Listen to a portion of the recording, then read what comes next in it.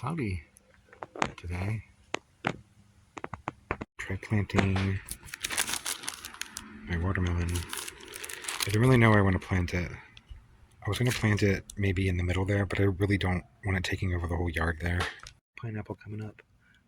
I fertilized it because it looks pretty funky colored there. Fertilized. I put a bunch of oil peel around it. We'll see what happens. But over here and over here, I was going to do melons. I don't have to worry about weeding around them and mowing around them and all that stuff. So I'm going to plant tomatoes there. I'm going to plant one purple tomato there and one purple tomato there and see how long I can keep them alive in the ground. And then keep a couple of them in pots. Really, I probably am not going to grow either one of these unless I have like a really good reason to. I'm growing papaya anyway, which already kind of has that kind of a flavor.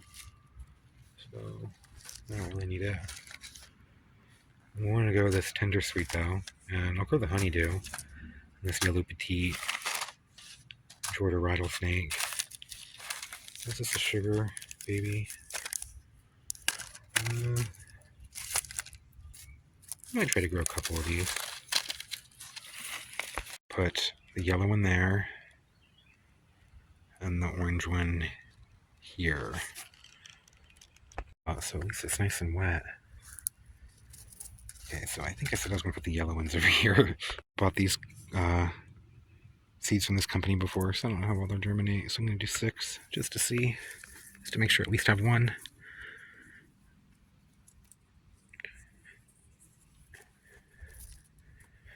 Usually you plant stuff like this kind of in a mound, but it's so dry here that I don't do that. I'm going to do 6 seeds.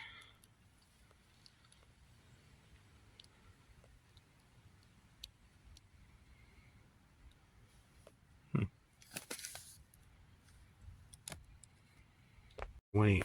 It's interesting, on the package it looks like it shows white seeds and red seeds, black seeds. I don't know if that'll happen when I grow them.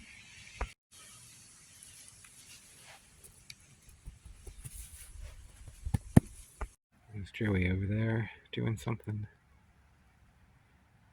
What are you doing, Joey?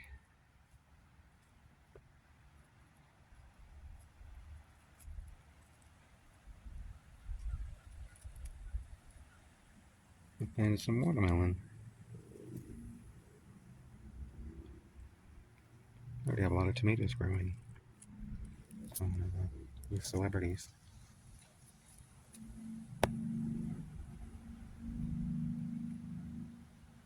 Indeterminate tomatoes, so I don't think I want to grow anything underneath them. The ones in the back there are determinate, so once they die out, I can have the watermelons kind of growing. But these will die out too, I guess. But I want to kind of see how long they'll last. Maybe I'll plant a rattlesnake right there, and then maybe I'll plant another one right there. We'll see what happens. I'm going to do 6 in each spot. So 6 of these. So put here by this kind of struggling eggplant. The one behind it, so the one that is the oldest and was never transplanted, it's doing great. But the ones I transplanted look kind of spindly.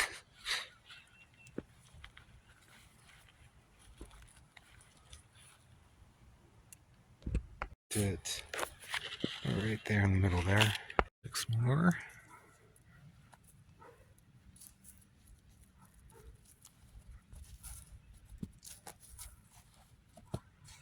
You can see where I buried the broccoli. I had broccoli growing here before the tomatoes, and I just chopped them up and buried them in the ground. And one of them keeps sprouting up new life. It's funny. Some sugar babies there, and I can do some honeydew maybe in this bed, maybe down toward the end. And they're so tiny compared to the others, so maybe I'll just put it right there. We'll see if anything grows, or I'll weed that little area there and put it there.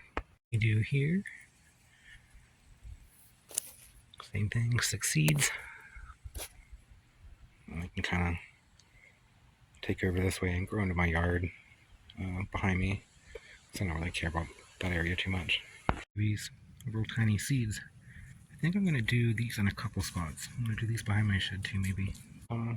Right here and see what happens. I'm going to try cantaloupe right here behind this pink lemon. I used to have a banana growing, and it looks like there's a banana coming up. So I must not have got it all when I dug it all up all the roots or something. Because here it is. But maybe right beside here, beside this dwarf tamarillo, you can put right here. I have amarillos over there. I thought that's what they were a few years ago. I was watching Peggy's channel and she was talking about them, and I said, I think I have them in my garden. They never bloomed, but they bloomed this year. Seeds there, and I think that'll be it for my melon. Cool, that's my Mad Hatter pepper coming back from the ground. I chopped it. I don't know if that's what this was or not, but I guess it is.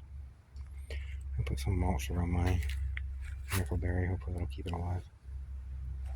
This space up here that is kind of sunny. Maybe I can plant some melons here and just see what they do. These Knox County melons too. And go so sweet, and then I'll do some more orange near the sweet stop, and I'll do the so sweet right here. These little peppers already. The figs and stuff are really starting to take off. This one here looked so bad until I moved it up here. It looks a lot better up in the front yard than it did in the back. Maybe there's something wrong with the yard back there. Nematodes, I don't know. So these orange ones, you can grow here in the front yard. I mixed all my stuff here in the front.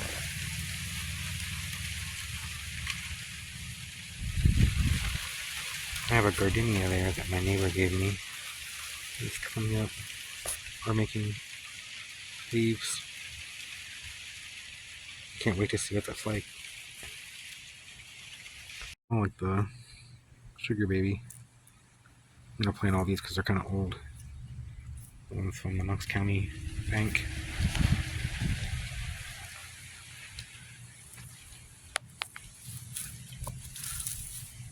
Thanks for helping, Joey.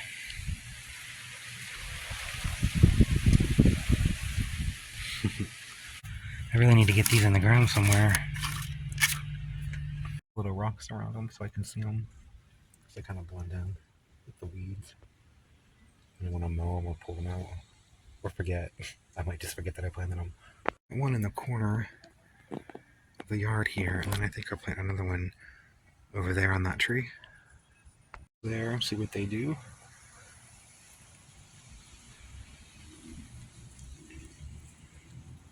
Looking for lizards, Joey? They made a way to protect these so that I won't mow it over. So I wanted to grow there. My purple tomatoes, I'm going to do 2 of them. The 2 nicest, healthiest, largest ones there look really great. I'm going to put in pots and just keep growing in pots and try to bring indoors in the middle of summer. And these other 4, I'm going to try to grow in the ground. Plant 2 of these tomatoes and then use, this is like a mulch around them. And there's 2 beds, there's round circular beds. I'm going to pick, I think, this one. And this one. This one here. I can go where the pineapple is, I'll just have to move that out of the way. Definitely something I haven't tried before, but let's see what these do. It's an experiment, I guess. It might fail, it might not. I don't know. I think this will help reflect the heat better in the summer than a dark mulch or even just this compost. So, just something I'm going to try. These aren't even ready. They're still, you can still see how small they are through the light. So tiny they are. These ones here might be ready. Yeah, they're kind of bigger, but and it's already flopping over and it's still making more blooms, so hopefully these don't snap and break with the storm, but you can see it's not even storming and the wind blows everywhere. So here's the smallest one that I have. Well, the ones that had striped flowers have striped pods, and the one that just had the solid color flowers have like a solid green color pod. There, they're all green. These are definitely a success. I have all of those off of this one little tiny one here, and it's still loaded with ones that are still green. If I wanted to harvest green ones, there's even more still on here. And this is one of the smaller trees, so I think it's definitely a success to grow these, at least where I live. Absolutely no effort. They don't even really need watered. They are producing food on their own. It's pretty cool. Noticing is the ones with the red flowers and the striped flowers have way more pods on them than the ones that are green and yellow. And I wonder if that's just because the flowers are brighter and the pollinators go to them first and pollinate all of them before moving on to these ones. Just something I've noticed here with all of mine. Everyone talked about how cool these were. I've harvested a whole lot, and I can't even tell I've harvested any from the trees. They're still loaded with they're everywhere still.